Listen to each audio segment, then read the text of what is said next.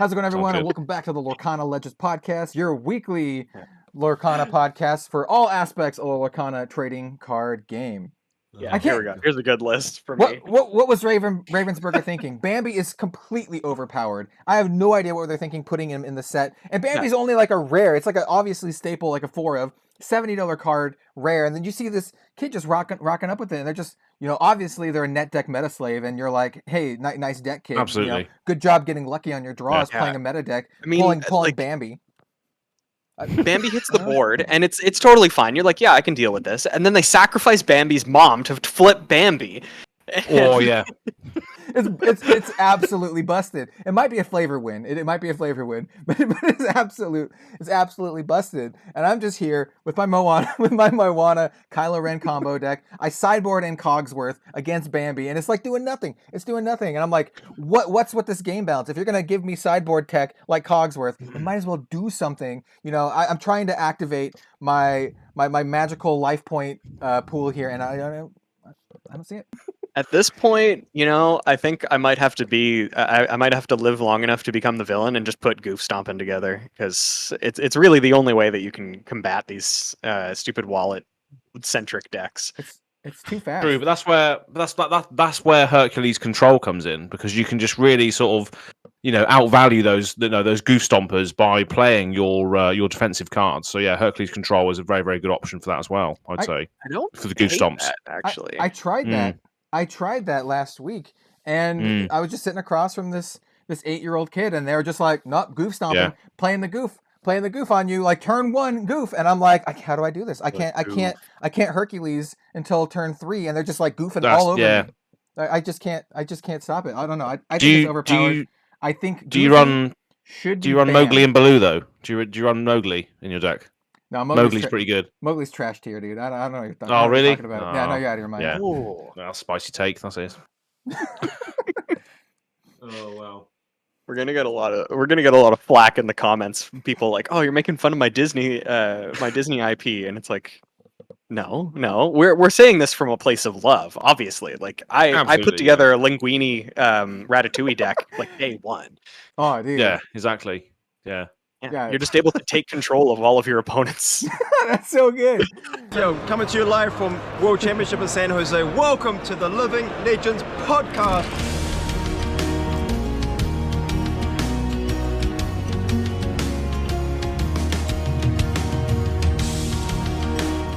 Welcome back to what I think will be the Living Legends podcast. Yes. Officially, yes. Officially. Happy late April Fool's Day. This will be like 4 or 5 days afterwards, but It is, yeah. Close. And then nobody's expecting it, so they'll be like, "What the hell's going on?" Yeah. What are they talking about? That's so good. But welcome back to Living Legends podcast, your one-stop shop for all things flesh and blood related. And there's been some cool stuff circulating on the socials today, and I think some of the images that we've seen are only available on the socials. I don't think they're on the website or anything. They are one of the main ones. So okay. There's one that's only on the Facebook ads, but all the other ones, all the battle hardened images, were on the website. If you clicked on the respective battle hardened thing and you kind of scroll down, they kind of sneakily had it just kind of sitting there. I see. But you have to click on the individual city. So like battle hardened. I don't know what this like one Hong is. Kong or Cincinnati or whatever. Yep. Nice. And here, you know what? So that's what we're talking about. I'll pull it up. So check this out. Yeah. Pull it up. So which one have we got up right now for the viewers that are watching? Yeah, this was the one that I tweeted, and I was like, I'm getting some real strong Berserk vibes from this. It's like this for the audience out there who's audio only. It's a red moon. It's not exactly an eclipse, but I'm getting some strong eclipse vibes from this. This red moon with like this red vortex kind of around it with all like these demon figures, and at the center of it is Solana. Actually, Solana's not doing great right now.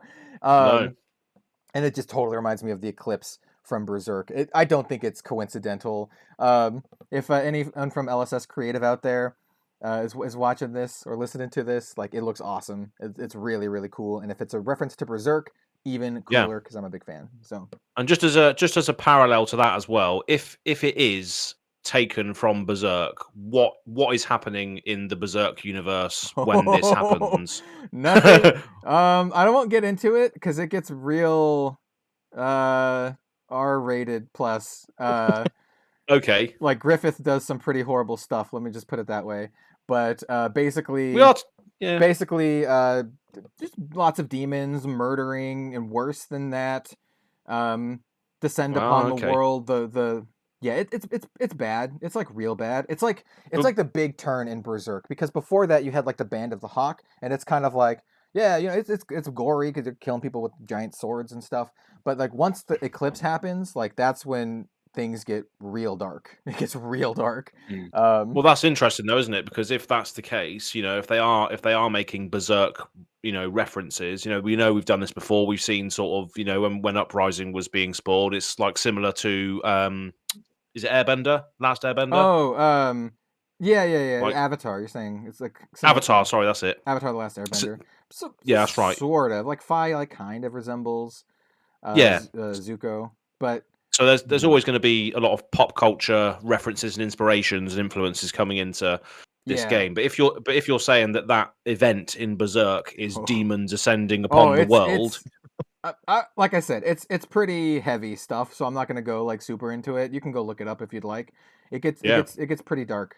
Some characters get messed up. Let's say so bad that their minds are like broken.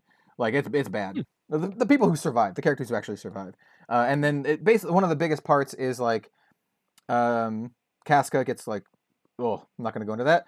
Griffith gets basically he's like this broken hero who becomes like this awful demon basically. And he was like the big shining hero. He's the one with the white hair and the silver armor. He's the leader of the Band of the Hawk, and he has like he falls hard. You know, it's almost like it's almost like a Christian allegory, sort of. It's like, you know, the archangel becomes the devil or whatever. But that's sick. That's sick storytelling, though, isn't it? If they want to draw upon that as well, like, you know, we've seen an image. I'm not sure if you can get it up. Is it Dorinthia? Is it Kasai? There's a lot of copium out there at the moment. Not that one. Not that one. Hold on, I'm just gonna flip through all the images until I get to the one. There we go. This like angelic character. Oh, I didn't get the image of Kasai, or not Kasai, I'm sorry. I didn't get the image of Dorinthia and Shiana, because there's definitely an image of Dorinthia and Shiana as well. Prism and Shiana, you mean? Yes, that's what I mean. I think this is Dorinthia. I think the other one is definitely Prism and Shiana. Yeah. Yeah. But this might not be Dorinthia. This might just be like some angelic kind of being. Just some sort of... It's definitely light warrior vibes, though, right? Definitely light warrior vibes.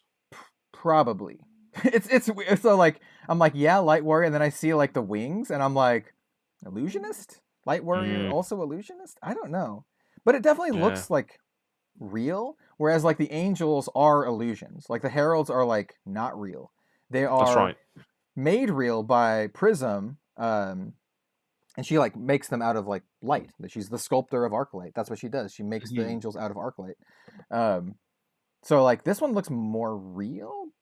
But I don't know. Like, someone on Twitter mentioned like everyone's talking about this character like they're the next hero, where it's probably just like a generic attack action or something. And I'm like, yeah, it probably is. It's probably just going to be like, you know, a light attack action or a light card or something like that. Like, for sure.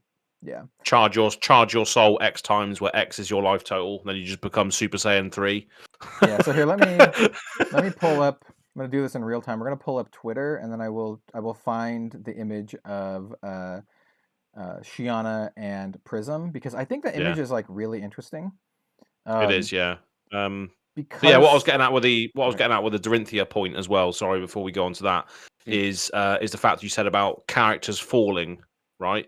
How it'll be quite really interesting if like one of the main characters, who's like Dorinthia, this shining light of a woman, just decides to just become dark or something, you know. There's a load of things you could go into with that as well, if it's drawing upon Berserk influence, which looks like it is. I don't think Dorinthia yet, at least.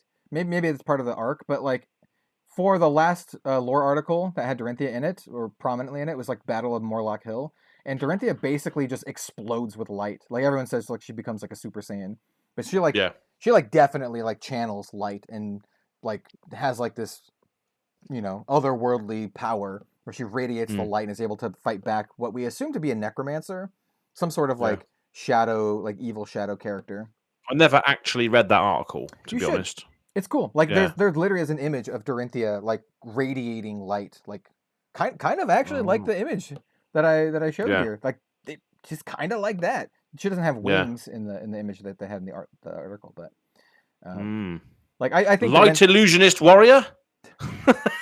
Maybe triple class. You get to attack with like ephemeral swords. Like you just like shimmers of silver. Yeah, that's what I was gonna say. This art, she definitely has one sword. It's hard to tell if it. I don't think it's Dawnblade. This one looks more like a what you would call like a long sword or a hand and a half sword. Sword aficionados there. Hand and a half sword is what you call like a long sword. It's like almost like a two-handed sword, but not really. So that's what this looks like that she has. It's hard to tell by the picture that I'm showing you, but definitely only has one sword. Definitely some sort of like, it's got the whole cross guard. Where like Dawnblade looks more like a rapier. It's got like the hand cross guard and all that kind of stuff. Where this one's very traditional, like English longsword kind of deal. Just to quickly put all of this into context as well. So basically, there was a premiere play announcement on the flesh and blood. Pure derailed already, but I love it. It's Living Legends style, especially when I'm the host. I just let people go off on one. But yeah, this is the premiere play announcement that was announced yesterday, 31st of March. It is April now. Jesus, it's April. Wow. It's going quick. But yeah, this was announcing all of the sort of Premier Play stuff, from callings, battle hardens across the world, Pro Tours, and all that sort of stuff. Well, just the one Pro Tour, but in each of those articles, it tells you like, what the Swiss rounds are going to be and what the pricing is and all this sort of thing. But in some of them, it will show you this art, which is speculated to be, or is it confirmed at this stage to be art from Dusk Till Dawn, or is it not? We don't know for sure, but like, come on, it's probably gotta be. It's probably from Dusk Till Dawn, unless they have another product coming out. I don't think they would show art like 2 sets in advance, for example. Like, I think all of this stuff is from Dusk Till Dawn, like for sure. Yeah, and it makes sense with the vibes as well, right? Because obviously you got dark and you got the berserk stuff, like you said. There's some other weird stuff, and we'll talk about it as we go through the art. I do want to like continue to talk a little bit more about like the Shiana Prism one. Because a lot of people are like speculating on it. If you look really, really closely at the art, and do I have to pick up my mouse? It doesn't pick up my mouse. I've definitely looked closely at the art, that's for sure. Well, we got some potential like hot diggity dog. It looks. Let me just say this. It looks like they're into each other, right? It doesn't. This doesn't look like it's a. Doesn't look like it's a unfriendly interaction. But absolutely. I don't know if Prism's going to make it out of this interaction alive or in her same form, because if you look at the art, you will see mirrors of the between the two characters. So for those who aren't watching and just listening, you have Prism and Shiana, and it looks like Shiana, they're both like touching each other's faces, and Prism looks to be turning into light, basically. Parts of her are becoming translucent with light, and those parts that are becoming translucent are being mirrored onto Shiana in real form. So to me, it looks like Shiana is using her powers to shapeshift into Prism. Like, that's what I'm getting out of this.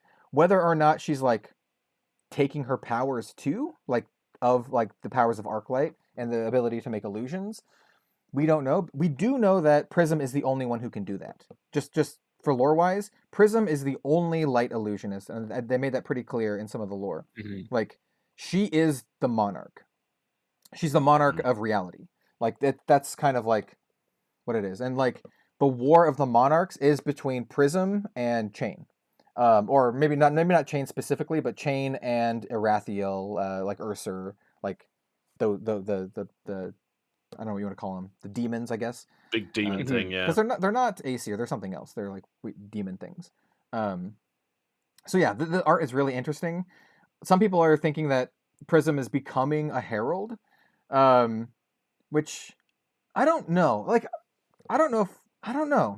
I feel like definitely Shiana is like transforming into Prism. Like that's 100% I think what's happening.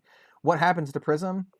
I don't know. People think she's becoming a herald because you see wings, but in Prism's key art, she has wings in the key art. So she already has like light wings. Like if you look on Livia Prima's adult Prism art, she has wings already. So it's not like a new thing. She's always just had wings. Yeah. So yeah, it's interesting. It's really cool to see Shiana like, you know, in like a main role. We've seen Shiana in the lore because she kind of like infiltrated Volcor, right? And she kind of witnessed the assassination of the Emperor. In the previous lore article that was all about Shiana and her perspective, she says that she heard Dromai's cries when Dromai discovered the Emperor dead, and so she was one of the first people to witness it. And then she recounted the story to the High Council in Solana, and they were just like, like they didn't seem to be surprised or care all that much. They're like, interesting. So there's some weird stuff going on there. I don't think they're the ones who hired or tricked, I guess you could say, Arachne into killing the Emperor. By the way, this is a lot more lore deep stuff. If you read the Outsider stuff, you will know that Arachne was tricked more or less into killing the Emperor. Uzuri did not sign off on the contract, and typically she's the boss. She's the one who signs off on the contracts, and she's like, I didn't sign that. So someone forged Uzuri's signature to sign off on Arachne's contract to kill her. And it's heavily implied that the other guy was his name like Whitetail or something like that. I forget his name. There's another assassin guy who is heavily believed to be in on that. And Greenbird. No. He's got a different name. If I had the ability to pull up my thing, I would look it up. But anyway, he was the character in the lore that was trying to go finish the job and kill Arachne and Uzuri. But they don't succeed because Uzuri and Arachne are awesome, and Riptide shows up and like kills a bunch of them with traps and stuff. But yeah, so a lot of lore stuff. Long story short, I think it's Apocalypta. I think Apocalypta actually organized the assassination of the Emperor to cause calamity, because that's what they do. Yeah. They want to prepare everyone for the coming of the Aesir by causing calamity. And so I think they're the one who did that. And I think the High Council of Solana, I think they know that. Or at least they weren't surprised. They're like, oh yeah, cool. So anyway, we'll see what Shiana does, and what Prism does. I think this is an interesting way to revitalize Prism after she hit Living Legend. I think that's what we're seeing here. When all is said and done, I think that this is going to end up being what new form of Prism we see. And I think for lore reasons, like I said, Prism is the only character in the world of Wraith that can do that. She's the only light illusionist. So if they wanted to get another character in, this would be a way to make Shiana have the powers of Prism. Or maybe this is a new form of Prism and she is like pure Arclight or something. Like, I'm feeling that it's going to be one of those two things. Like, this is how they're going to reintroduce light illusionist. It's either going to be like Arclight Prism or light illusionist Shiana. It's got to be, yeah. That's what I'm feeling. And in the most recent lore with Shiana, she did have this sensation of like light washing over her. It's actually kind of sinister.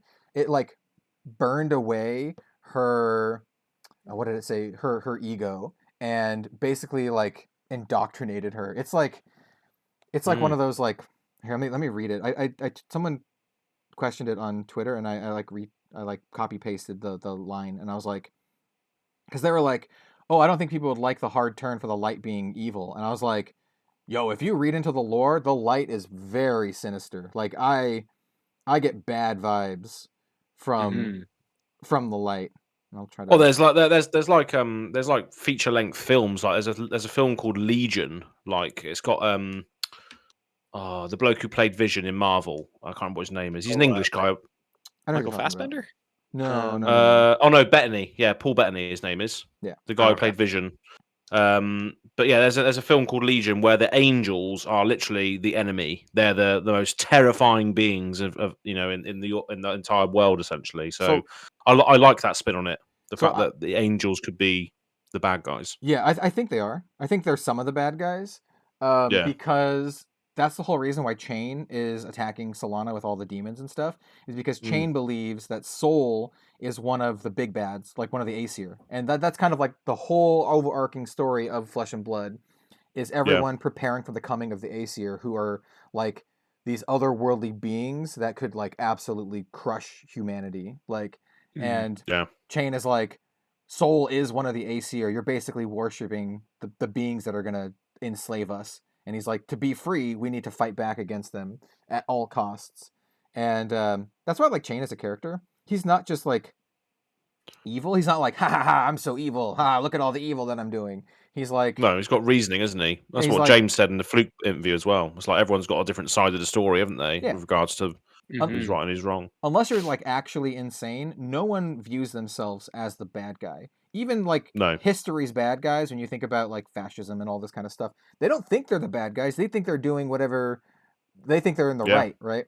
That's what makes a good bad guy, like a good villain, because they feel real, right? Like there's conflict, isn't there? Yeah. No one's like a mustache twirling person that does bad things just apart from me. Unless you're like insane. So here I found the line here, and this is what I was like this seems really sinister. Like, I do not want to be in this position. So it says, this is Shiana and the Grand Council. So there's like the Magister and all these other, the Steadfast. These all have these like names, and so they're like the High Council of Solana.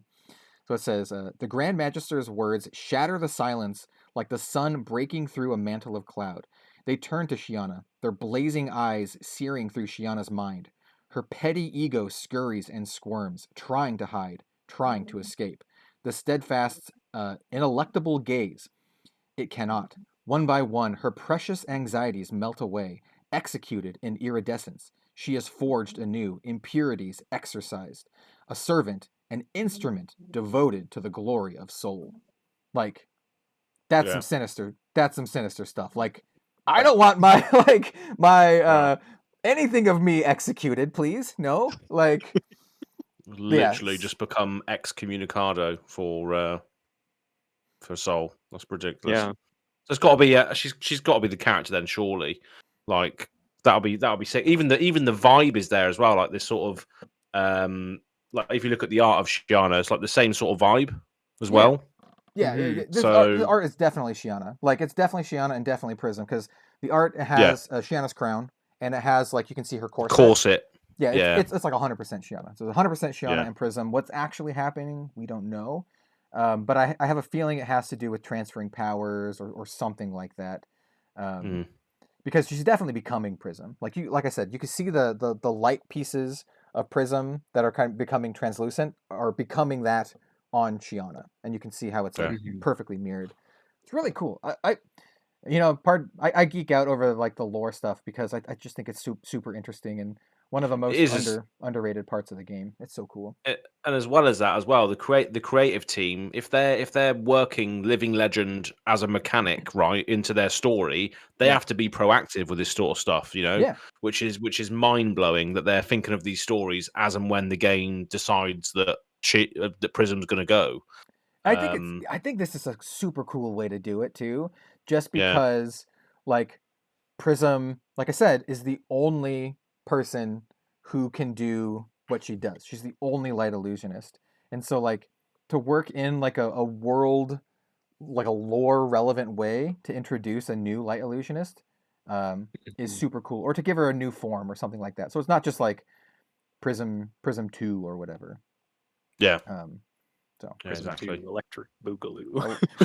Prism 2, Arc Light Boogaloo. Yeah. So that's a little spiel on that. I am very, very much looking forward to the lore of Dusk Till Dawn. I think it's going to be super interesting. Oh god, yeah. It currently is because it's a. Oh, go ahead. I was going to say it's an expansion set as well. So if expansion sets are anything to go by, there's support for everyone. We don't know that is going to be the case. We don't know what's going to happen. But I think this is going to be a weird one, and I have evidence. James said it's a set unlike any other one that they've done before, and he's very excited for it. I have a feeling it's not going to have support for everyone.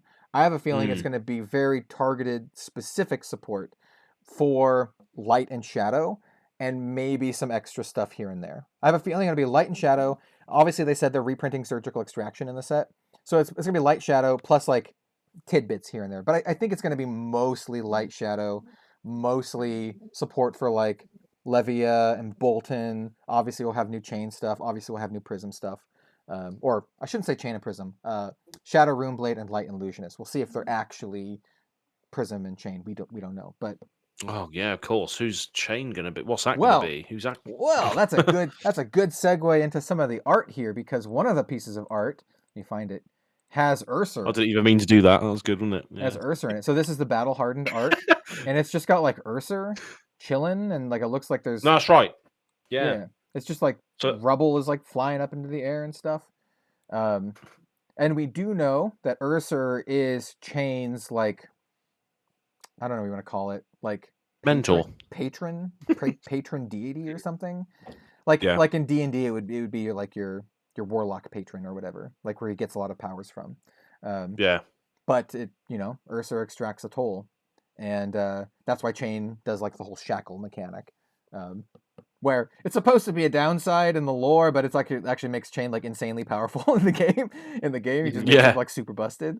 But now he's fallen to his own power essentially. So maybe. That could also work into the actual story as well, because he was so powerful that he just Ursa took him over. So unlucky. Here's the downside. Now he has Levia's hero ability. Yeah, exactly. It's literally just chain, but with Levia's hero ability. Oh my god, that's how we balance him. Bring him down to her level. Oh my god. I do expect some form of chain or something, because like why else would they have Ursa? Like Ursa is like very tied to chain. And Shadow Runeblade in general. But Shadow Runeblade, the only Shadow Runeblade we know is chain, because he's made the pact with the Dark One, with Ursa. And that's basically, like, once again, lore-wise, that's what Shadow characters are. They are characters who have made pacts with these, like, demons or whatever. So I would be willing to bet, even if we don't have a new chain, but, like, a replacement, like another Shadow Runeblade, it would be a character that's making a pact with either Ursa or another demon. Blasphemous. Yeah. Yeah. Like, one, I mean, there could be more demon things. We don't know. Like, I have no idea how many there are. They're all from a different realm. They're all from Arathiel or whatever. There's that one. There's the Ursa one. Let's see. We already talked about the Blood Moon one, the Blood Eclipse, which looks rad as hell. There's a couple of cool ones about like creatures on, like one of a Hydra on, isn't there? Yeah, I'll pull up the Hydra. Yeah, this one's interesting because like, what the hell is a Hydra doing in this? Like, like it's just a Hydra. A lot of people are like, Dromai support. Well. Is a Hydra a dragon? I don't think so. Like, maybe in super loose terms, but typically... Google will tell me the answer. Is a Hydra a dragon? Typically, Hydras are, like, different monsters, right? Yeah. Someone in my Discord was like, that's not a Hydra, that's King Ghidorah, like, from Godzilla. And I'm like, I mean, kind of. More heads. King Ghidorah only has 3 heads. Excuse me, King Ghidorah only has 3 heads. It says there's a couple of things here. That says the Hydra is a multi-headed dragon, but also the Lernian Hydra is in Greek legend the offspring of a Typhon and an Echidna, a gigantic water snake-like monster. There's your answer. Could be anything really. I was thinking Echidna like Knuckles. Yeah.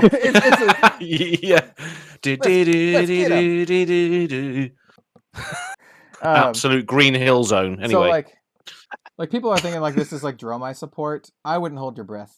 Like seriously, I don't know about that. Maybe that Dromai might be supported because they're going to print illusionist stuff. I assume they're going to be printing light stuff, light illusionist, light warrior, and then it's going to be like light illusionist, light warrior, and then probably illusionist and warrior generic stuff as well. Yeah, feels like that they would do. This to me looks like a generic illusionist card. like an illusionist attack action or something, like Phantasmaclasm or the Chimera one. Or even Frightmare, right? That's what this. I'm getting that vibes from this. Oh right? yeah. Like that's what this is. This is Mm. Hydra of Ruin or something, and it's just like a how many heads does this have? 1, 2, 3, 4, 5, 6? No, 5. Maybe this is a 5 attack. Because it's got 5 heads or something. Yeah, because you can even looking at like some of the generic illusionist attacks that we've seen. There's that one where it's just like a big dog. Yeah. Oh yeah. There's a newer one that's just like a big dog. Yeah, like just a big dog. Yeah. So Big yeah, boy. it would totally make sense for them to keep that sort of they're animals that are pretty mythological in nature. At least it feels like it. Feels like it's something that's that would even make sense. I think from them constructing something out of like an illusion of something that people are afraid of. So like these legendary creatures like a Hydra, it feels like it would be just an illusionist thing to do, not necessarily a light illusionist. Yeah. Mm. Yeah. So I think this is. I don't think this is a light illusionist, and I don't think this is draconic illusionist either. I think this is just like an illusionist card. Yeah. Yeah. We also Which is have. great. Maybe it'll be something good for my deck. Yeah. Yeah, boy. We also have this character who like has like a bunch of Rune Chants. It looks like they have like 6 Rune Chants, and they're just like Rune Chants. But they're and then- blue. They're blue, aren't they? They're blue, like hue, Blue not purple, not like demonistry style, but more like illusionist style. Maybe this very much. I mean, it could be illusionist, but this very much looks like Rune Blade stuff. There's even like runes in the background on the pillars. There's a bunch of runes just climbing up the pillars, and then something that looks like Obelisk the Tormentor from Yu-Gi-Oh in the background. It looks like they're summoning Obelisk. Oh right, yeah, I see it now. Yeah. Yeah. So I think this is definitely a Rune Blade card. I don't know if it's a Shadow Rune Blade card. Could just be like a regular Rune Blade card.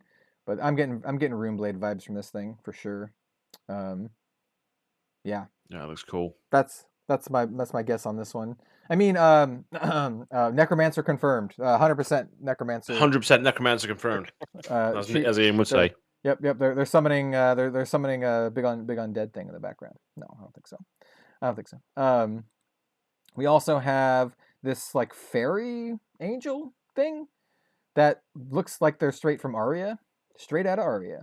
Very much so, yeah. Leafy, foresty sort of vibes. Druid vibes. Yeah, they also have definite like angel vibes too. They have like this metal pauldron, these gauntlets. She has like this coronet that looks like a halo with very like angelic feathered wings coming off of the coronet. But her actual wings are like very fairy-like wings. They're very like insect looking, almost like a butterfly-ish kind of vibes. My spicy take for this, and I said this in the Discord, is that this looks to me like Herald from Aria. And I was just like, maybe they print a Herald for each region, just like we had a dragon for each region. And we already saw Soraya as an ally. Maybe Illusionist was going to get some allies, just like how the dragons are allies. Could also just be like an attack action or non-attack or something like that. But definitely like Aria vibes from this. Like she's even like sitting in like a tree or something. So what is she doing? What is she doing in Dust Till Dawn? Probably just going to be an illusionist card, right? I think so. Yeah. Yeah. Would be honestly, I could see that sort of thing being like the full art for a piece of equipment. Oh, maybe like the gloves or something, or maybe even the the little tiara hat sort of thing that she has. It's giving me like Crown King vibes. Because like Flick Knives is another one where the dude has like, or the person has their like arms crossed, and it's not apparent that it's the gloves, which it actually is, but it just looks like an Assassin's Creed character, right? Yeah, because like when you look at the full art out of context for Flick Knives, like even you were mentioning it before we even saw what the card was, and you were like, I think it might be gloves, but it wasn't fully obvious. It wasn't like, oh yeah, that's going to be a piece of equipment. It's like it could be. It could be a defense reaction. It could be like so many things. I think a good example, like a good example, is Trench of Sunken Treasure. Like if you just saw that art out of context, you're like, oh, is this a hero? Like people would immediately go to hero. They're like, pirate hero confirmed. Like that's what people would say. But no, it's a ranger chest piece. Because He also got a sweet harpoon, by the way. But Oh so yeah, this could be a lot of things. It could be a lot of things. My spicy take, like I said, is each region gets its own herald, but not light illusionist. Maybe like regular illusionist. I don't know. We'll see. Yeah. Lots of speculation here. And then it's just one of those things, isn't it? It's just one of those things that we're going to be doing today. Is just reveling in the art and speculations, but it is definitely Dusk Till Dawn stuff, 100%.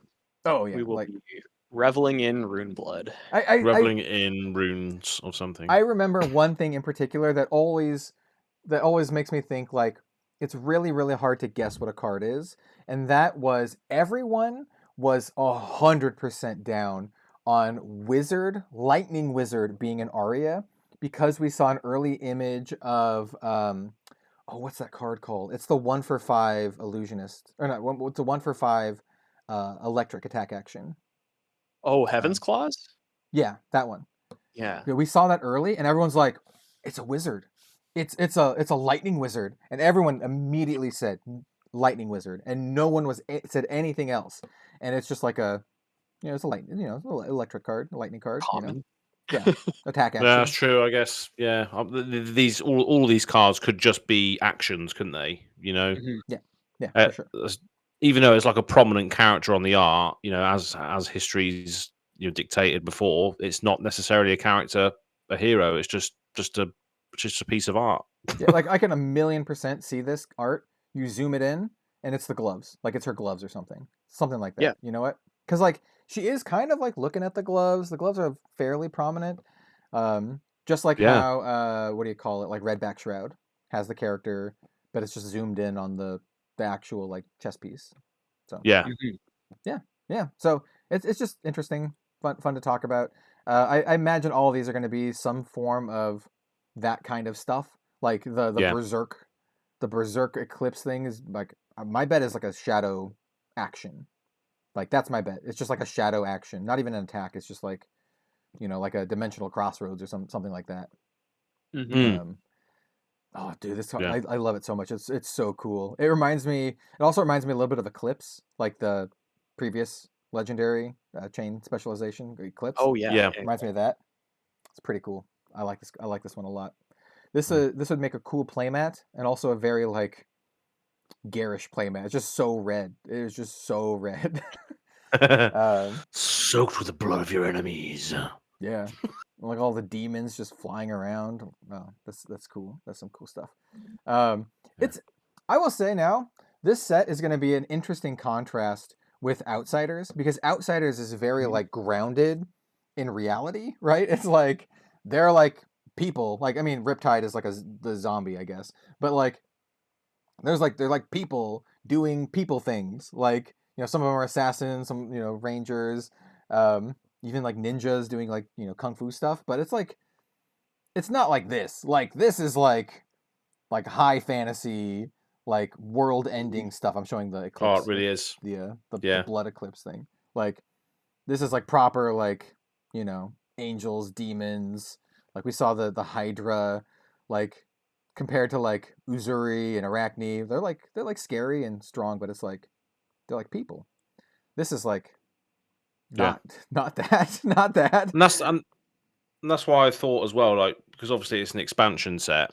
You would normally assume an expansion set is support for everybody, and obviously the last ones we've had were Everfest, Dynasty, which were events and things that brung everybody together for a certain reason. Everfest, everyone's going because it's fun. Dynasty, it's a celebration of the Emperor's reign, so everyone's there. Brutes from the Savage Lands and all sorts. Dusk Till Dawn, is there going to be like a invasion style thing where people need to band together, from different backgrounds to then fight something, which is what James said, "Hold my beer," or is that too soon for something like that to happen? I don't think it's there yet. If you're following the lore, they're trying to get help, but they don't have help yet. And so like in the lore, like Bolton is trying to get help, and he's like, and Dorinthia, they're like, we need people to help us. And that's kind of one of the things that Shiana was doing. She was like checking on like she was checking on Volcor, and she was just like Nope, Volcar can't help us. They're like killing each other. And we know that Arya, we have the trio, we have Lexi, Oldham, and Briar, and they're like going out to seek help too because they feel that the old ones are coming back, the Aesir. I have a feeling that Yep. we'll see Lexi, Oldham, and Briar eventually meet up with the Solana crew.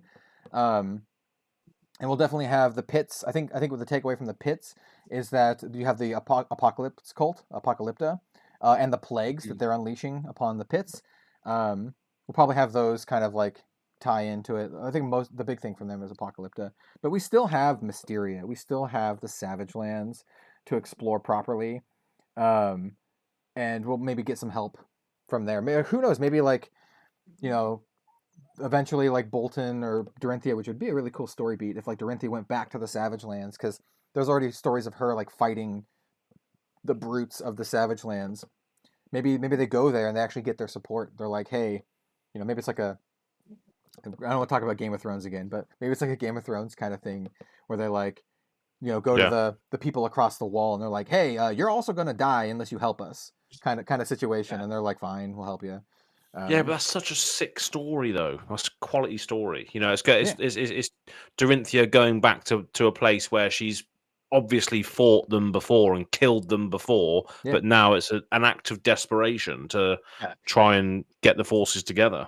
Yeah, she just comes up to the other people. She's like, "Hey, I know that we've had some difficulties. Yeah, I know I slayed many of your babies, but." What, did you kill their babies? Hear me out. Yeah, Dorinthia is dark, mate. Yeah, it's always the blondes. I just posted a couple of images because what Az said to me, or what Az stuck with me a little bit with the the rune chants on the image that we got do look weird. They're not exactly rune chants, and we have seen. So I have the battle hardened thing where it's the person with like 6 rune chants and they're sort of praying. And there's a big demon behind them. Pretty close. They're pretty close, but they are not the same. I also pulled up Swarming Gloomvale, and you can actually see the little runes that are sort of the 5 runes that are there are similar. In fact, I think they're pretty much the same. You can see the one that's just behind I'm going way off script, so Kel doesn't have any of these images. Yeah, I don't have them ready. I'm looking at them. For you out there, I'm going to describe them as best as possible. So in Swarming Gloomvale, there are 3 rune chants behind the badass sword wielding character in the middle there, and you can see sort of right at the top left of the middlemost one, it lines up with the top left, the sort of like, what would that be, like 10 o'clock ish rune there. It's like a very lightning bolt pattern. Oh, I see. Yeah. But the runes that are in this preview don't match. They are not the same. They are maybe a different type of rune chant. Yeah. Like, obviously it's easy to say they're not the same color, but the sub runes don't match up. Well, none of the rune chants are the same color. So the rune chant card is purple. The rune chants from Swarming Gloomvale are pink, and these ones are blue. But they are all definitely in the same pattern. They're all circles, and inside the main circle there are 5 other circles that have like little runes in them. And then in the middle of that is like another thing. Like it's pentagram. It's like a circle, or like these ones seem to not have. It seems to have like a triangle in the middle of these ones instead of like the circles. It's like a double triangle, like overlapped on top of each other. Like a so maybe it's like a so maybe it's like a different type of rune chant then that does something else potentially. Yeah. But I would bet money that this is definitely a rune blade card. Whether or not they're channeling like a different form of magic or something is we'll see. But it's definitely like rune magic. Whenever you play an attack action card or attack with a weapon, you gain 1 life. It looks like they're summoning. That'd be crazy. To me, it looks like they're summoning. It does look like a summoning portal. And also, now that I'm saying it, there might be some more similarities. It might just be the way that it's. Yeah, because they're not all arranged the same way. All of the rune chants are like in the new art. Here, let me pull up the new art. I can do that at least. All of the rune chants are they're all like positioned differently, like rotated differently. Yeah, they're. I think that might have been because they do look similar, but also they have They have major runes on the inside as well. Like I said, I think they're definitely different because when you take a look at the center, like just look at the center, it has like the double triangle like overlapped on top of each other, upside down and right side up, and then the other ones just have a circle. It's like 2 circles. So instead of 2 circles, this one has 2 triangles. So it's definitely different, like a little bit. Interesting. Yeah, I mean, I wonder if that's like a artistic liberty or if it's something very specific set by the creative department where they're just like, no, this is different. It needs to be different. You heard it here first. Yeah. Come here for the deep lore dives. The deep lore. Deep lore Kana dives. We're back. Whoa, here we go. Goof stomping. Here we go. Donald Duck is pretty viable right now, though, to be honest. Man. Honestly, the fact that he comes into play without pants is pretty overpowered. It really is. Yeah. I mean, I hate searching the deck for pants too, but sometimes you just got to go tutor for some pants and get that bionic trousers buff, you know. Mm-hmm. Yeah. Yeah. Hey, it makes it so you can it makes it so you can challenge better. All right, like that's what you want to do with Donald Duck. He's aggressive. True. The only unfortunate thing is the fact that this is a kids game and we're talking about not searching pants. Oh no. Okay. Anyway. Yeah. So there's some cool stuff coming from Dusk Till Dawn, and Brian Gottlieb even said it in the last 2 podcasts ago, that he also says that Dusk Till Dawn is going to bring some really crazy stuff and that he is really excited for it. And James White has famously said it's like the set that he's looking forward to the most. To be fair, James White says that about a lot of stuff, which is I think he just likes his own game. Yeah, which is fair. He's super passionate about what he's doing, which is good. It's very good. But like, when you're super jazzed about like all this stuff, it means everything's like pretty exciting. The art is looking real good. The art's looking real good. I've heard a lot of people say stuff like, "Oh, I think their art's getting better." I think it's just always been pretty good. Yeah. Like, yeah. I'll say it now. I'll keep saying it. I think Flesh and Blood has some of the most underrated artists in the entire industry. And it's because like they are getting artists from other places other than like your traditional like Magic the Gathering artists and stuff. They're pulling artists from like Southeast Asia and Europe and Brazil. So like South, just generally South America. So you're seeing a lot of like more worldwide talent on display, and it's really, really cool. Yeah, definitely. And speaking of which, I know I'm not the host. I'm sorry, but I wanted to transition. No, just roll with it. Yeah, let's go. I want to transition this into the card that Bill wanted to talk about. Yeah. So yeah. Oh, so we did see on, I think it was posted. Well, it was posted probably everywhere, but I saw it on Facebook, I think. But talking about what is it? The Singapore? Yes. Yeah, this event in Singapore. I forget which one it is. It's the Calling Singapore. It's the same thing we got this Prism and Shiana art from. Okay, perfect. Yeah, so Calling Singapore, they've released a new APAC promo, or they've revealed that they're going to be releasing another one. So the one that we've seen thus far was for Chinese New Year, I believe, back in the day. And it's an alt art Chinese Fate Foreseen, and it's the only card in Flesh and Blood that exists in Chinese, if I'm not mistaken. Which is, first of all, really cool. Second of all, the art is phenomenal. And third, they are unbelievably expensive. Because it was like a pretty early on promo, so I don't think a lot of them really exist in the broad scheme of things. No. Bringing that back, which I'm excited to see. And it's another like red sort of staple card.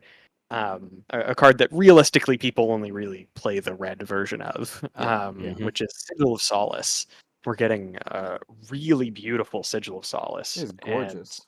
Yeah, something that I'm really excited to see. Specific areas like I said, the APAC area getting its own specialized promos. They did it in Magic like a while ago with different specific lands. I have not the APAC lands, but I do have a Chinese New Year promo from Magic that was given to me at Flesh and Blood Worlds by, I think his name is Charlie from. Oh no, Charlie! I'm sorry if I forgot where you're from. He's from Southeast Asia, I think. And he just gave was it to me. the treasure token, or It was Year of the Ox, so it was. Oh, okay. It's the legendary command. It's a legendary like fire speaker and sun heart or whatever. Oh yeah. And then it also has a token, a Minotaur token. So it's that foil and Minotaur token, and it's back here somewhere.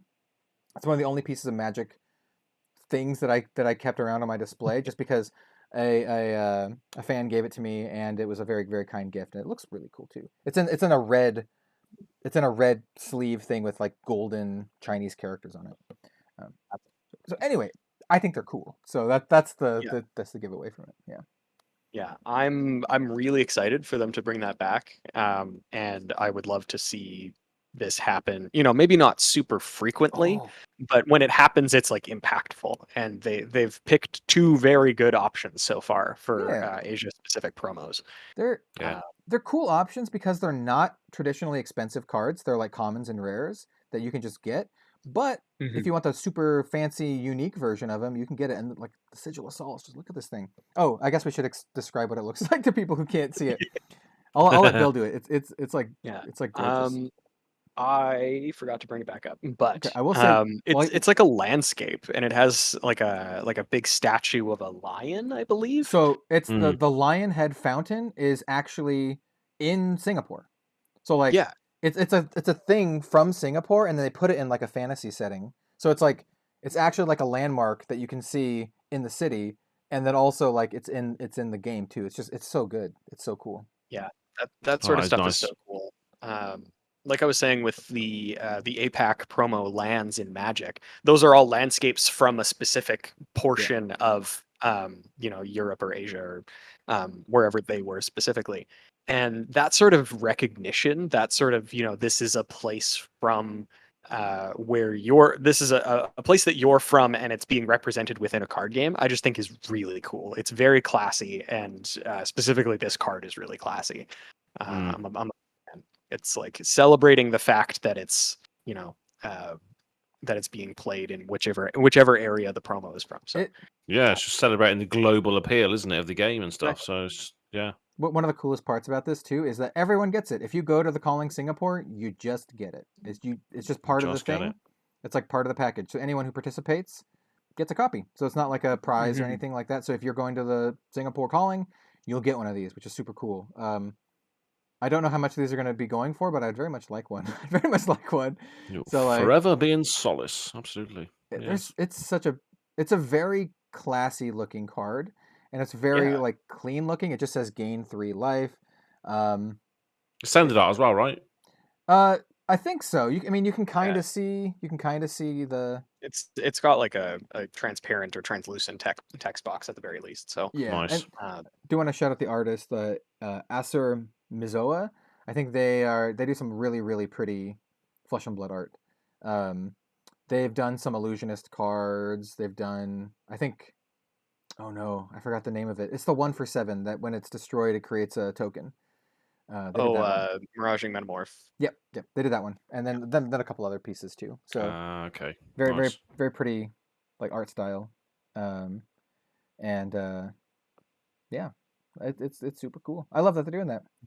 Makes me jealous. Hey, make Flesh and Blood. Want to make a Pacific Northwest one? Can make I don't know, just make it. Oregon. Yeah, it could be Washington. Washington's cool too. Hey, it could even be British Columbia. That's cool too. Just as long as it's just one of those, and then finally have a big event here in the Pacific Northwest. That would also be cool. And that's one of my little gripes about the OP announcement is that it's just all East Coast crap. There's a bunch of stuff in the U.S., but it's all East Coast. Like, who the hell wants to go to Ohio? Like, come on, like, bruh. Apologies to all of our listeners from Ohio. That's right. I think people from Ohio would agree. That's probably pretty reasonable. I think like no joke. I think Ohio is like voted as like one of the most depressing states to be in or live in or something like that. It's like always voted as like the worst, and even people from Ohio vote like Ohio sucks. In the broad scheme of things, in terms of states, it's like Depression, Ohio. Yeah, Wow. it's like a thing. I thought everyone thought New Jersey was the crappiest state, but nope. Apparently, it's in Ohio. Apparently, it's Ohio. New Jersey's just New Jersey and Florida are just insane. Yeah. So there you go. Ohio, New Jersey, and Florida. Wow. But, well, if Great Britain ever got a card, it would just be a toilet, essentially. well, it'll be a bowl. Are you kidding us? No. It'll be a bowl of stone soup.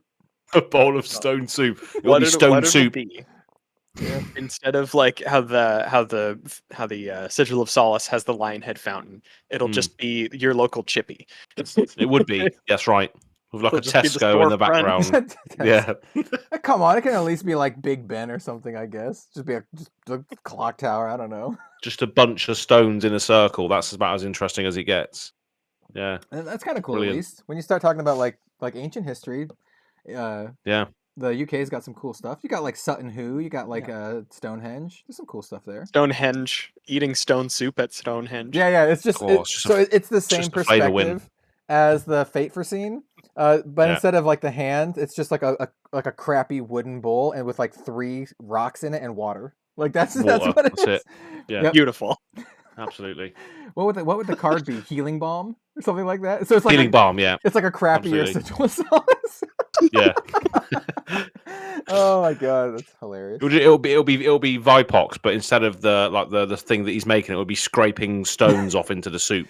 Yeah. Or just bubonic plague.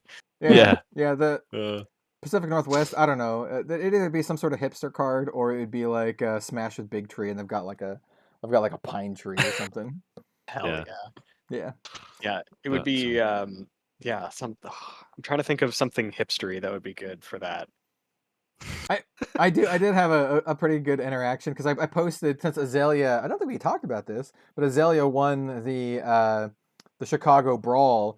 And I reposted the meme that I made at the before Outsiders launched. It was the old Ariel meme of like I played I played Azalea before Outsiders, and I was like, oh, this is a good time to repost this meme that I made. And then someone commented on it, and they're like, oh, I own a brewery, so I guess I'm like 10 times this. And he's like he's like a Flesh and Blood fan from New Zealand who has a brewery. He makes like Flesh and Blood style brews, which is super cool. I would love to try his crazy brew someday.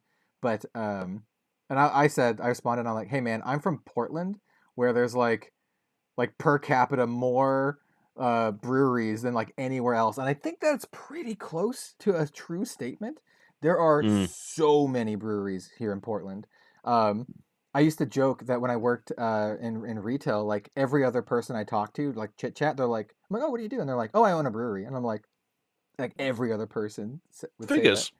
So I'm just like, hey man, you're talking to someone from Portland. Like every other person literally owns their own brewery here. So, yeah, I have opinions on that. I'm like, hey, if you can make me a good hazy or a good sour, then I'm good, man. Then I'm good. I've been big on the hazy. I've been big on the hazy IPAs lately, but I don't really like the really bitter ones. I like the ones that are like less bitter, less. It's milder. Yeah. Like Well. the hazies, if they go for like the grapefruit route, it can be really good. And so far, I've liked the Voodoo hazy. It's pretty good. Anyway. I do just want to say I respect the knowledge that you have, but as a non-beer drinker, this is indistinguishable from the Lorcana memes. Yeah, exactly.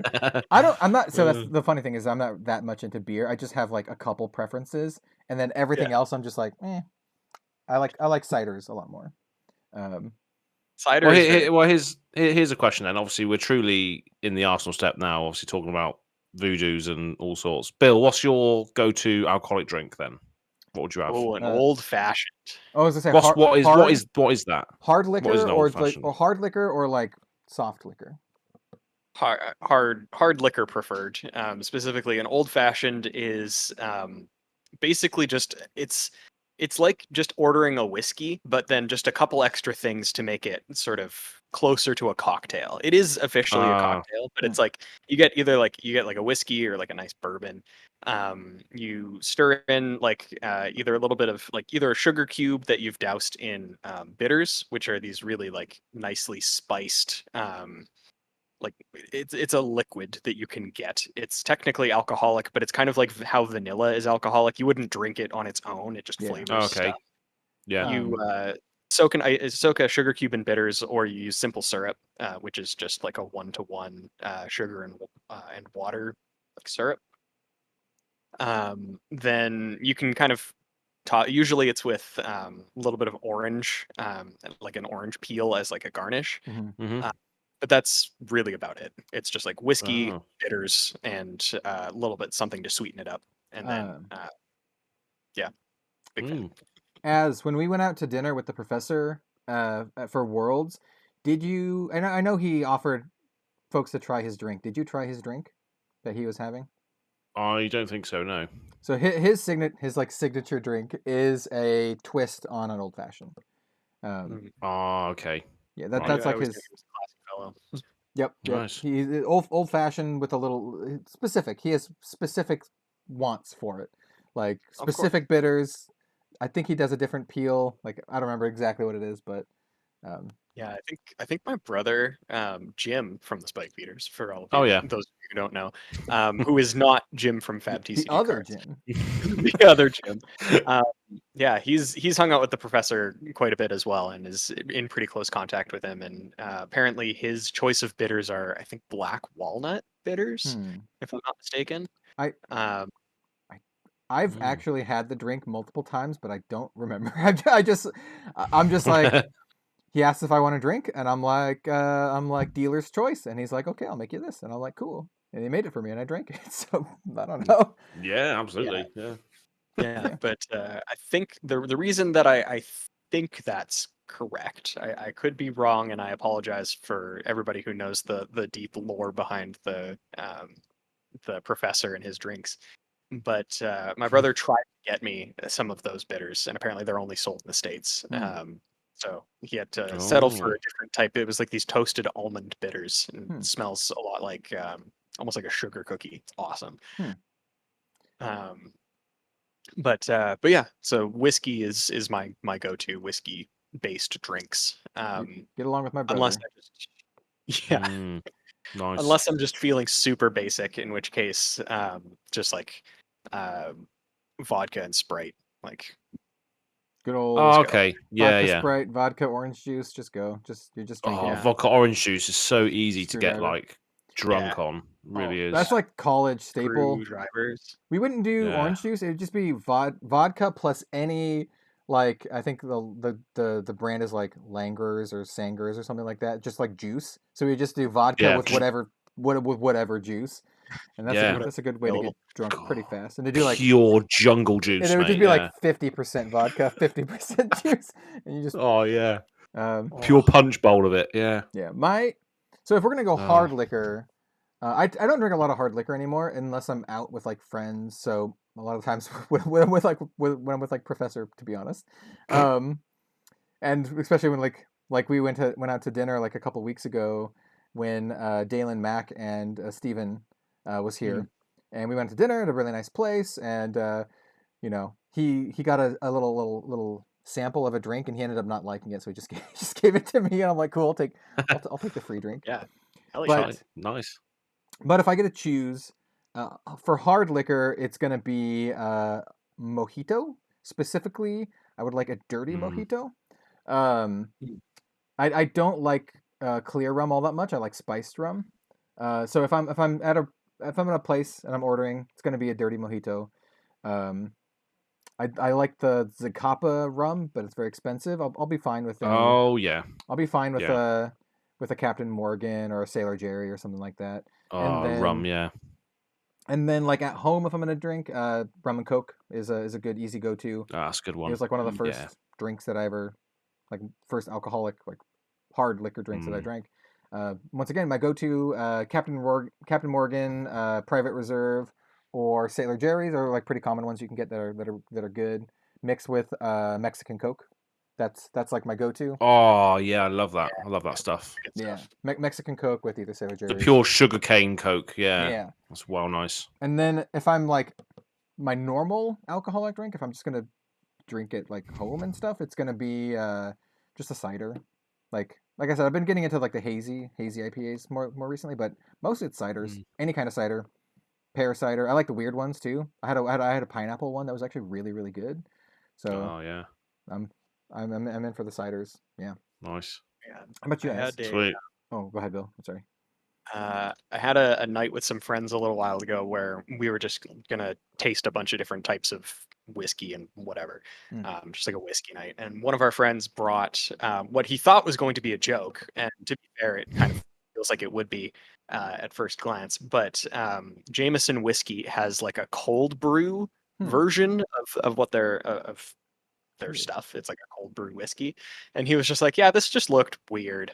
And it just doesn't seem like it would be very good. So I just wanted to try it for a laugh. And ended up, we tried it with Coke. And it was just kind of like it was almost like vanilla Coke. Or like maybe Oh yeah. Coke with like a little hint of caramel. It was actually really pleasant. Oh. Like surprisingly so. There's a couple other I want to give Arnold honorable mentions real quick. We used to make a drink called the Incredible Hulk, which was Hennessy. You mix Hennessy and a drink called Blue Hypnotic, and it makes like this green, like this bright green color, and it's delicious. It is so it's Hennessy cognac and Blue Hypnotic, and it's delicious, and it's bright green. Incredible Hulk, that's a good one.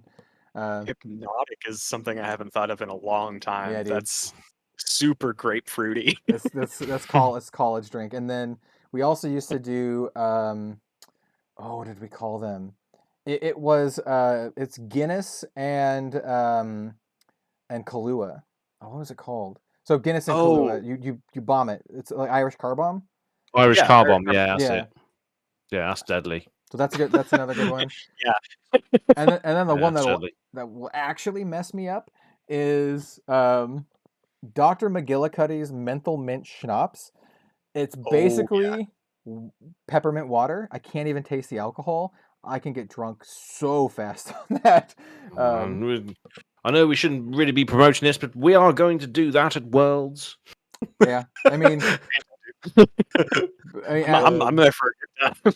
as and I got a little bit drunk at the previous World, so Yeah, that was good fun. It's just a little for me. It takes a lot for me to get drunk, and those were like cocktails. I would need a bunch of those. Yeah. Well, in Europe, they might be less because that bar that we was at was quite expensive, if I remember correctly. Like like $10 or something. Like as well. The potions we were getting, like mana potion, stamina potion, were like $14 each, weren't they? Yeah. So it was quite expensive. But for me, I'm happy with one of these. I've just sent you it in the chat. I'm happy with a margarita. I absolutely love margaritas. I can pound those down really easily. I'm sorry. I opened up the chat and it was the Baki image from the other. Oh, was it? It was just the Baki. Oh, I can't see it on the thing. It's just the Baki. Oh, from the other chat. Yeah. Oh my god, from Zalia Cult chat. Yeah. But me and Marge are good old friends. Absolutely. Yeah. Oh, there it is. Wow. Absolute neck muscles. For the audio vision. They're not gonna know what the bloody hell is going on. Audio listeners, go look up Baki. If you know what Baki is, or Baki the Grappler, go look up Baki. Oh my god. Brilliant. My recommendation for this episode specifically is margarita.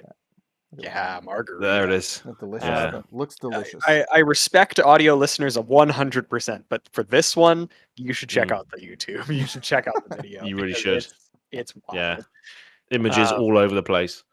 Yeah. But there's nothing like, my parents like to travel a lot. That's like their big pleasure in life is to travel and see new places, and so they've taken us, like me and my brother and my sister, on a lot of trips, and we're very lucky for that. But when you're sitting on a hot beach in Mexico and you got a margarita in your hand and it costs $18, but it has like 3 bottles of rum in it, Oh Or yeah, I guess it would be tequila, but yeah, like yeah. oh, Oh, it's great.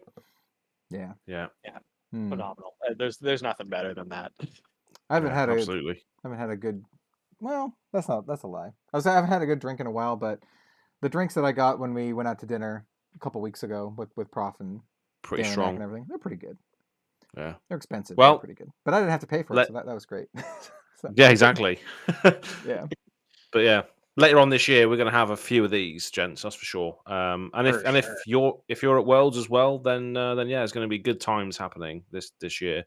Yep. Still don't know the date. Sometime in November or something like that.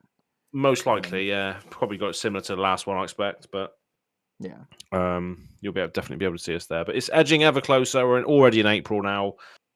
So yeah, it's looking good. Obviously, a lot of events coming up as well, as we've sort of touched on. Yeah. But yeah, it's good. I'm Good time. looking forward to it. It's gonna be sweet. It's gonna be sweet. It's gonna be October, November, December. So it's gonna be right after or around the third set this year, I would say, right? Because we have DUSK TILL DAWN coming out in a couple months, and then we have the third set coming out a little bit after that. 3 to 4 months after that. So it'll be around. So it'll be a new draft set as well then. Yeah, whatever it is, Transcendence maybe, or whatever the next set is. Yeah.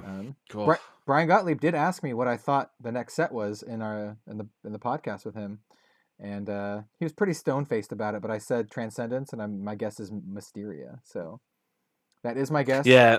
Yep. It would be quite funny to go back and just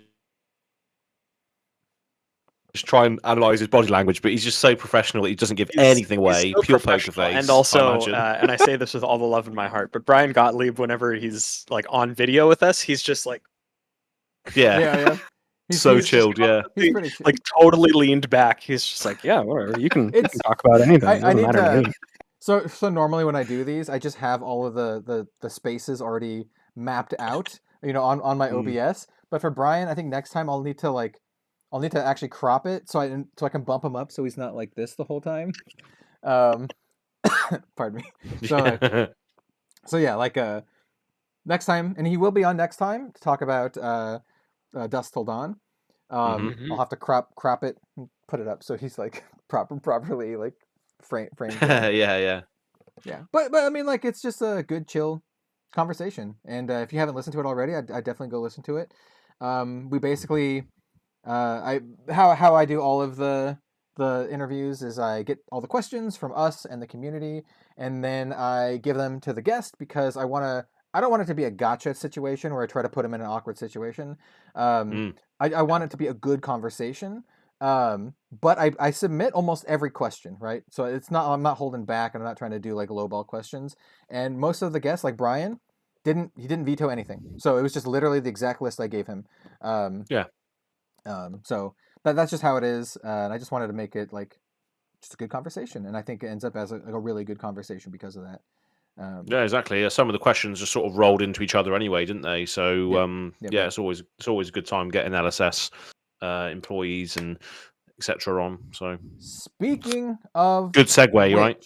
Yeah. We do have another LSS guest lined up for in the next couple of weeks. I believe he's going to be on. We're going to record it on the 15th, I think. So he'll be on the Wednesday after that. But we have Legend Story Studios rules manager and head judge Joshua Scott is going to be on. And so stay tuned for like our socials, because I'll be posting, I'll be soliciting questions on Twitter, on my YouTube channel, and on Discord. I know Az does that too. He asks for questions on his Discord as well. So we're going to do that. Anything you want to ask the head judge and the rules manager for Flesh and Blood. Any rules questions, any interesting things. Most of the time when I have questions, I literally send a message directly to Joshua. Like with Uzuri and my spoiler video, I was like, yo, please, I need some clarification on stuff. And so we'll post that probably soon. But I think it's going to be a fun podcast. And I think I really like getting... This is something that I'm actually like, I don't want to say I'm proud of, but it's something that I want to work towards, and we have been working towards. Just getting a bunch of people from LSS, not just James White, but like the whole picture about Flesh and Blood. So like we had Alan Hale from Organized Play, we had Brian Gottlieb who's on the design team, we had Chris Bewley who's on like the marketing team, I guess, and now we're gonna have Joshua Scott, and we're gonna talk about rules and all that kind of stuff and the judge program, and I think it's gonna be super cool. We also have Sam Yang lined up from Creative, which is going to be really cool. And I've also chatted a little bit, this is a while ago, with Henrik Lindner, who is also now working at LSS as a concept artist, and he has expressed interest on being on the channel or the podcast at some point. So yeah, well, I mean, he's already a listener. He's out there in listener life. So yeah. Oh, dude, I just want to. All the artists, they're awesome, and I love how involved they are in the community. Like there's multiple artists who like I know watch the content and they comment. Iswardi commented on one of the videos where he mentioned him, so shout out to Iswardi. Henrik Lindner. I know Riordan Del Miro has watched and commented on stuff. Mateus, whose last name I can't pronounce. I can't pronounce. I'm not going to try. But a lot of awesome artists I know are like active in the community, and I think it's super super cool. And I don't know if that's true for a lot of other card games. So I think it's cool. Yeah. I think it's super cool. Speaking of supporting artists, just quickly, something that I'm excited about. Ooh. I have a decent amount of artist proofs already, and by a decent amount, I mean I think like, but from Carlos Cruchaga, because I'm such a big fan. All three of them are from Tales of Aria, and I think it's Crown of Seeds, Alternate Art, Channel Lake Frigid, and Corsham. I also have those.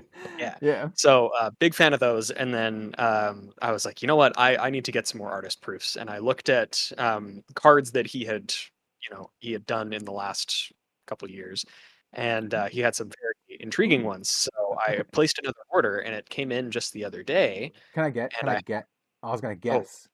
I saw two of them. So another one that I got from Carlos is he did Lady Barthelmont. So I got a Lady Barthelmont artist proof, and crap, what's the other one? I think I got another one. I don't remember. Okay, go ahead. I know he did.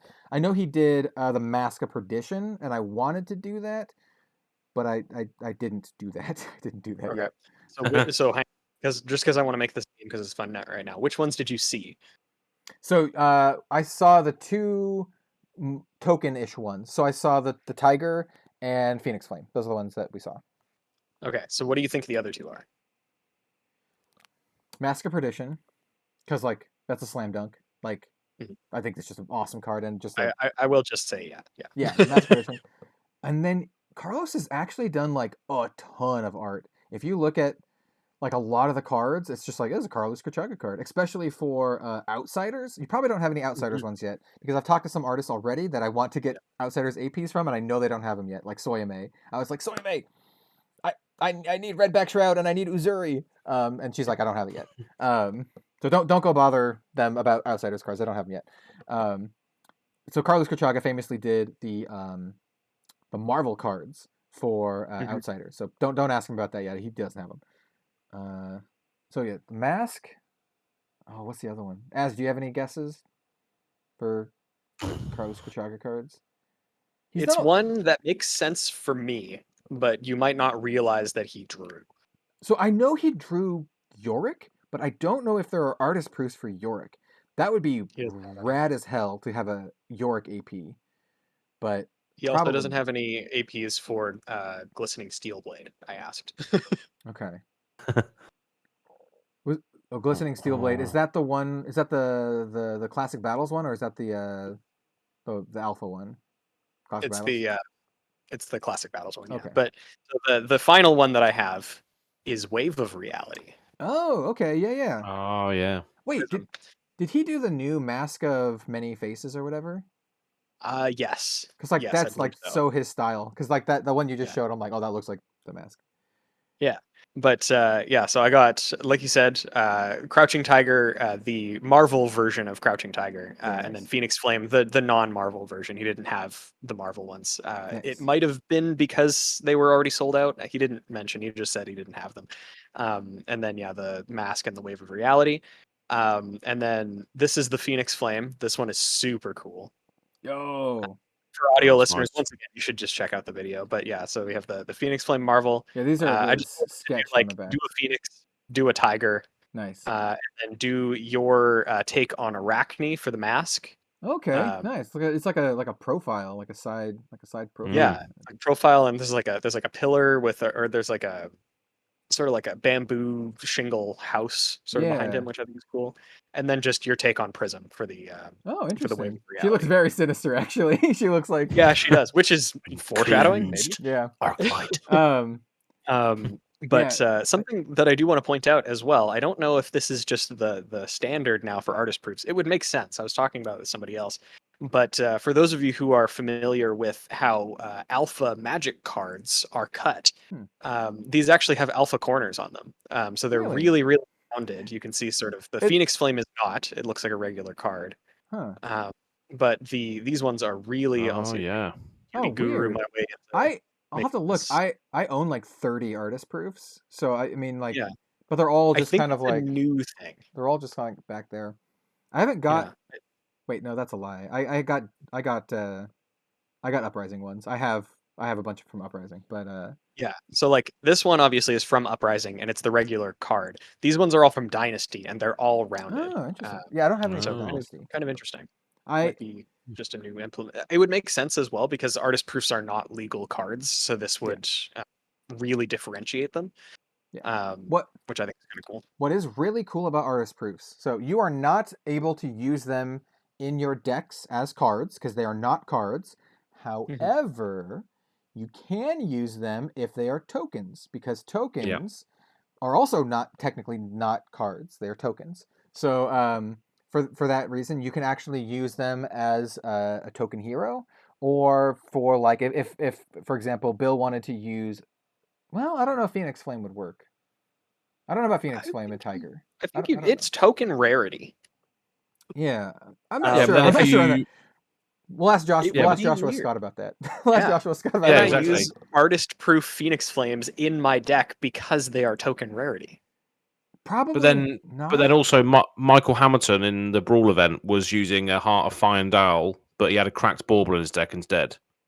That's a common. But that maybe that's not, or is that a common thing? Is it? I was going to say it's not an LSS. That wasn't an LSS sanctioned event, so maybe there's different rules. No, I think that's for foiling because like I see. If your foils are bent or like curved, then that is a workaround that you're allowed to do. They don't just disqualify you for whatever. You can use a cracked bubble as a proxy. Yeah. That's an official LSS thing. That's not just like that's because it's not a that you can do that at like a calling or pro tour or whatever. In fact, nice. You might want to depending on how curled your card is. I found I've tried some stupid heat treatment on some foils recently. Like, I've got the hair dryer out and just tried to like the old school trick sculpt them. The old school trick is to double sleeve them and then put a bunch of heavy books on top of them and just leave it there for like a week.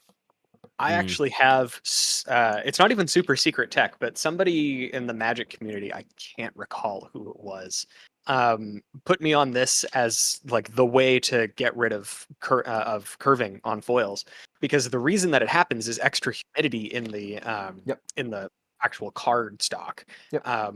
Depending on if it's too dry, then it curves sort of away from the foiling, and if it's too damp, it curves towards the foiling. And so with that, if you get these, they're for like humidors, for like cigar boxes and stuff.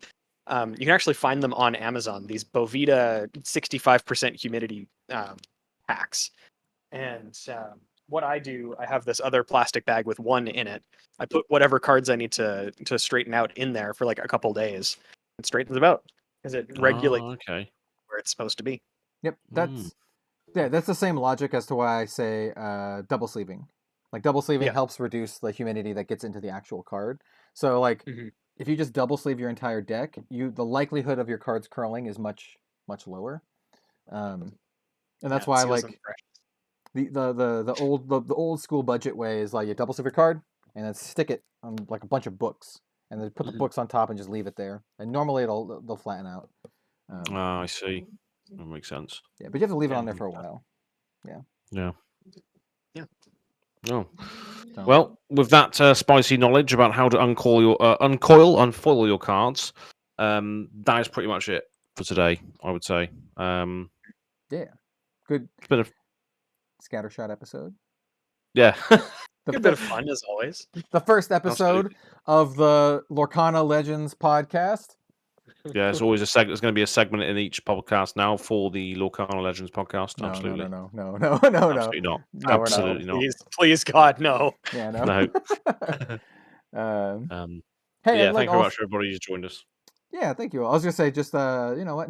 No hard feelings if you like Lorcana. It's just kind of like a fun thing to joke about. Yeah. So. It's exactly. the game itself is not what we're making fun of. It's just the incongruity of it all. It's like when Magic started doing stuff with the Universes Beyond stuff. Oh yeah. It's like, I get to play Rick from The Walking Dead in my deck. Like, yeah, it's just kind of funny. Equip Rick with the ball. Tap 4 Godzilla lands to equip the One Ring as well. You know, yeah. I'm gonna attack the One Ring now exists. It's a real card. Yeah. Yeah. Attack your Megatron. You know, but block with your My Little Pony. You know, you can do that in Magic. Like, you really can. But yeah. Anyway, I do hope that you guys at home just had some fun with it too. Because exactly. It really is. It's a card game after all. For fun. Yeah. That no one knows how to play yet. Yeah. No, nobody knows how to play. Supposedly it's a card game. We'll see. We'll see. It could be a card game. Yeah. They're advertising it as such. They are. They definitely are. But yeah, I've been asked from Goarin Gaming, the host for today. Although it's been commandeered by Kel most of the time. I'm the one, so it's like difficult because I'm the one who has all the He's the the deep images. lore knowledge. I have all the images too, so I have to pop up the Kel's image and tell you when we're like talking about the images too. So it's a little exactly. It's a little wibbly wobbly. That's all good fun, but and I do love the lore quite a bit. Yeah, and it's good that this tripod of characters in this podcast has different strengths and stuff, isn't it? And people know different things about stuff. So that's the charm of it. That's the good stuff about it. But speaking of charm and good stuff, I'm on Goarin Gaming. Full of both of those things. Full of both of those things and mustaches and 80s hair good stuff, absolute humility. All this absolute good stuff. humility and I am the most humble person on the planet. Yeah, absolutely. Yeah. I swear a lot on my channel as well. So if you want to hear that, trash talk, go and have a look. But yeah, Goarin Gaming and then Goarin Gaming AZ on Twitter as well. So yeah, and I'm going to throw it over to Bill now, please. Absolutely. I'm Bill from the Spike Feeders. You can check us out on YouTube at Spike Feeders Fab. You can also check me out on Twitter at BillTSF. I tweeted for the first time today. The first time in a while, at the very least. And just in keeping with the trend of having April Fool's related tweets, instead of tweeting flesh and blood, I tweeted out flesh X or blood, which is for people who are aware of computer science things, it is exclusive or. So it is one or the other, but not both. And that's just the sort of hard-hitting journalism that you can expect from me over at Bill TSF on Twitter. Fantastic. As just liked the tweet. This second I saw the thing. But yeah. That's me, and I'll toss it over to last but certainly not least, Kel. Oh, cool, I caught it. Hi, I'm Kel, also known as Red Zone Rogue. You probably already know, because you might be watching it there. Actually, you might not, which is great because we have up to about 800 average audio listeners, which is super cool. I basically only check in on that kind of stuff when I upload new episodes, and last week I was like, yo, 800 people are like consistently watching the audio only version. So shout out to all y'all. But also the other 2,000 to 3,000-ish people who watch the video versions too. So you're all awesome. You're great. Absolutely. And, yeah, thanks. Yeah. Yeah, we're glad to be one of the premier Flesh and Blood podcasts, I think. I don't know. But thank you all for watching. I hope you have a good time. And I hope you like, our smattering of content. If you like more lore stuff, by the way, new lore articles, they weren't posted on the official Flesh and Blood site like as the article on the article page, but they updated all of the Outsiders hero pages to include each hero's lore. So there's a new story for each hero under their hero pages, and they're really good. So if you like the lore, go check it out. Arachnes is super cool. It's about how Arachne became to be and their origin and getting tested on, and it's super cool, and how they found Uzuri and all this kind of stuff. So check it out.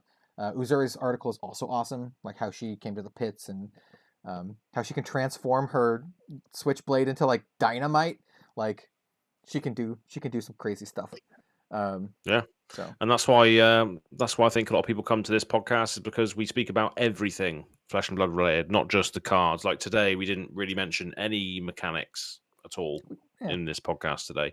Yeah, talked about the organized play aspect of it as well. I briefly mentioned like Azalea winning a battle, or not the battle hardened, the brawl. But we didn't even talk about that at all. I mentioned it. It happened. That's old news now. Everyone's got an Azalea video out there. All the meta heads are on it, aren't they? So I did the Uzuri video. Exactly. Shout out to Sam Dando for piloting Uzuri to a top 4. That was awesome. That was very good. Especially since I saw a lot of people who, after I released my spoiler video for Uzuri, some people were like, "Oh, she's busted," and some people were like, "Oh, stone unplayable." Turns out, maybe not unplayable, since she got a top 4 finish in the same field as Michael Hamilton playing Icelander. Mm-hmm. Pretty good. Anyway, anyway. But thank you more. very much for everybody who's joined, whether you're watching this or listening to this. It's been a great time, as always. So thanks very much, and we'll see you very, very soon to do it all over again next week, when Kel's going to be the host this time, although he was the host this time as well. Maybe Az can just start talking next time, and just keep talking for like a half hour. Just go for it, man. Just go for it. Let's go for it. We'll come up. We don't have a specific topic for next week, but we'll come up with something cool. Yeah. No, exactly. Something we always do. Exciting will come up soon. I'm sure. Exactly. But yeah. Cheers, everybody. Bye. Nice one.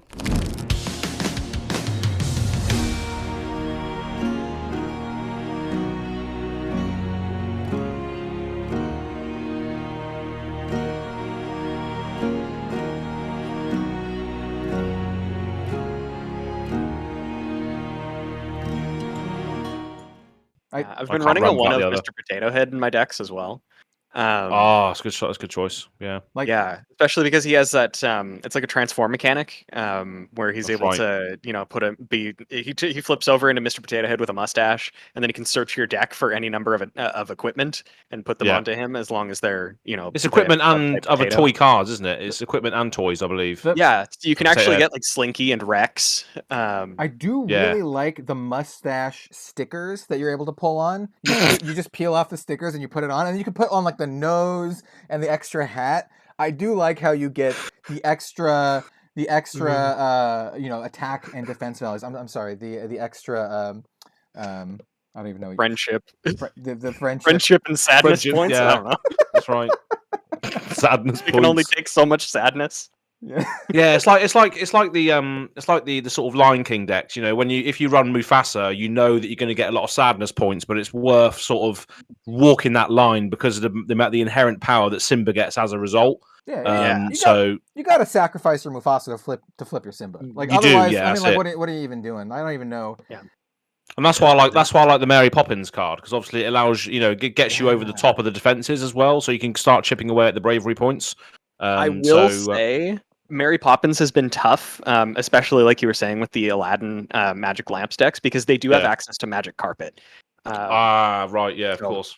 Yeah. It's a little bit tough. That's what I've found, at least in my I completely forgot that Magic Carpet exists as well. Yeah, that's a good shout. Yeah. That's enough meta talk here. I mean, like, we'll go on with some finance updates. You know, I've been specking on the magical Mickey foils that were in the previous set. I think they're very underrated. They're only selling for about $250 right now, and I think we can 2x that, especially if we corner the market on it. So I think it's just really underrated, really underrated. So we should definitely I'm gonna go buy 3 more. Super hard on all of these Mickey Mouse promos. Yeah, keep them out of the hands of those 8-year-olds trying to play in our locals. The magical Mickey foiling for the Mickey card is like super underrated. Like, don't even get me started. Don't even get me started. I actually heard that they misprinted one of his gloves. It has 4 fingers. Whoa! Oh, really? Wow. Yeah. You have to. Yeah, like 4, like in the thumb. 5 total, but. Oh God. Oh my goodness me.